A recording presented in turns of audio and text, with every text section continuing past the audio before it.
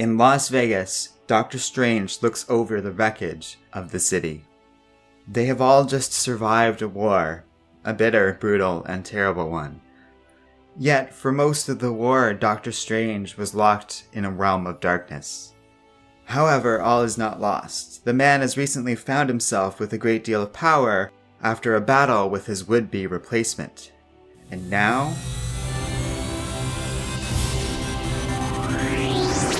they're supposed to be Avengers. They're supposed to lead people in a direction forward. And as the people of Las Vegas look on, amazed to find that those who were thought dead as a result of the city's destruction have also returned with the building. For magic never comes without a price.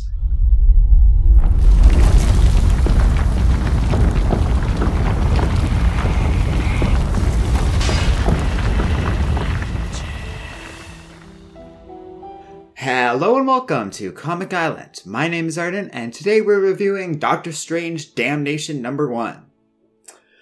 So, I kind of came into this comic having seen a couple of preview images, but not really knowing or expecting much else. And, you know, Nick Spencer and I didn't leave things in the best of places last time.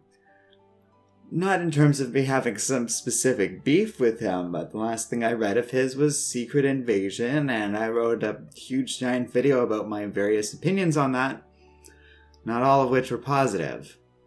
And I didn't try and hold that against Nick Spencer too much here, but in the end, a lot of the old issues that I had with him from Secret Invasion came up. On its surface, this is a pretty good comic. I like the whole idea of them following up on the whole destruction of Las Vegas from Secret Invasion, with Doctor Strange just bringing it all back thanks to his abilities having been enhanced or something like that, and that's interesting. I like the whole idea of Mephisto being this villain, and I wasn't against the idea of them undoing that change from Secret Invasion the way they did.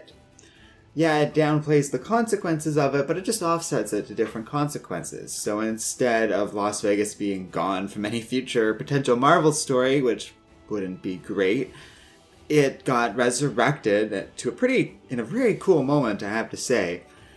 And then the cost of that is Mephisto suddenly on Earth in power within Las Vegas. Now, the whole idea of demons having a particular bit of power in that city because the whole what happens in Vegas stays in Vegas thing is not new. In fact, Marvel's done that before with Mephisto's son Blackheart. And probably a bunch of other characters. I'm only thinking of one story off the top of my head, so that's not super original. But I liked the whole idea of a demon army of Avengers being summoned. And yet, I kind of finished this story feeling really tired. And I can't help but feel that Nick Spencer hasn't learned a lot of the lessons one would have hoped he had learned as a result of Secret Invasion and some of the criticism he got from that. Like, I'm not saying Secret Invasion was a total bomb, and it has a lot of fans and defenders for good reason, but it wasn't without criticism, and not all of the criticism was obtuse. Some of it was constructive and was things he should have worked on. My biggest thing, and the biggest impression I got from reading this comic, and it's only issue 1, so take that for what it is, but I finished this thinking, wow, like, this guy hasn't learned a thing from Secret Invasion, because it's the same problem where it's all these cool ideas, and this is a really neat premise being set up here, but it feels like there's a lot of build-up, and all I can think is that we're going to have this miniseries be resolved with, like, the wave of a hand, the way Nick Spencer tends to do. And so he has this problem of doing a lot of build-up and having these really abrupt and unsatisfying endings. Blah. Now, he's not the only writer to do this. Ain't nobody saying that. There's a lot of people with this problem out there, but Nick feels like he always has this problem, where some writers occasionally have to deal with this. Scott Snyder's a good example of that, but Scott Snyder breaks his own rule about not having the best endings in the world all the time. Sometimes it really has good endings, and nicely cements things off. I have yet to see it with Nick Spencer, and there's little bits of Doctor Strange, Damnation, that feel along those lines. So I don't think I'd recommend it, at least not until I see the ending and see what Nick Spencer has planned for this series, because until I get evidence to the contrary, I can't recommend his work until I see the ending and can give a complete summary of it, because that's where he's least powerful and it's the most critical for whether or not this miniseries is worth reading. The art's pretty good, Donny Cates does a good job, but I don't know, there's something about it that feels...